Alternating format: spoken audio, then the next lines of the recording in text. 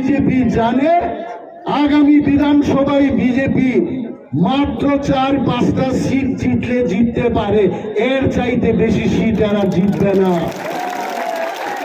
কাউকে দাম খাইকা এখন কি করছে, কইছে ত্রিপুরার নেতা দেওয়ার কাম হইতো না তো কারে আনলে কাম হইব, কইছে বিজেপির সর্বভারতীয় সভাপতি জেপি নড্ডারে আনতে হইব ত্রিপুরা রাজ্যে। বিজেপি জেপি নড্ডারে আনবো। আমাদের চ্যালেঞ্জ, আমাদের দাবি, জেপি নড্ডা না, নক্ষত্র থেকে মঙ্গল গ্রহ থেকেও যদি নেতা আনে টিপ্রাসা কোনোদিন নড়াচড়া হইত না, কারণ টিপ্রাসা চাই শুধু গ্রেটার টিপ্রাল্যান্ড।